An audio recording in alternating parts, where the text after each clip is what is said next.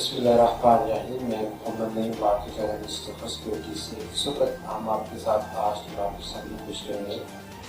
आज एनालिस्ट में मजीद 234 पॉइंट की कमी और इस कमी के बाद एनालिस्ट 45,059 पॉइंट की सतह पर बंद हुआ। वॉल्यूम्स में और उसकी ट्रेडिंग वैल्यू में भी आज कमी रही। टोटल मार्केट पार्टिसिपेशन आज 30,57,00,000 शेयर्स की काट दी गई, जिसकी मॉनेटरी वैल्यू यानी कि इस टोटल वॉल्यूम्स की जो ट्रेडिंग वैल्यू है वो 16 अरब और 16 करोड़ रुपए रही।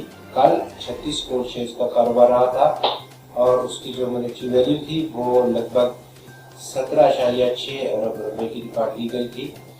कुल मिलाकर के आज 350 कंपनीज के शेयर्स में खरीदो फरोख्त रही, ट्रेडिंग रही।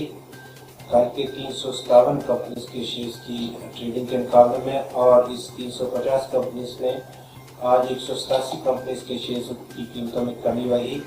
150 कंपनीज के शेयर्स में आज इजाफा, 13 कंपनीज के शेयर्स की कीमतों में आज कमी वाक़ हुई है।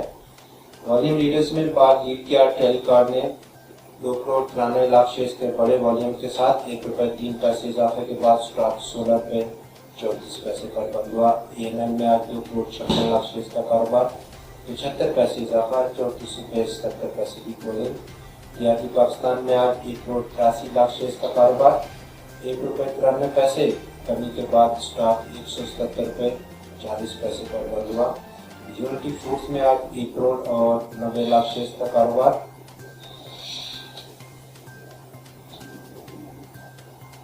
1,58,00,000 शेयर्स का कारोबार, 45 पैसे की गिरावट और ₹31.87 की क्लोजिंग रही स्टॉक की।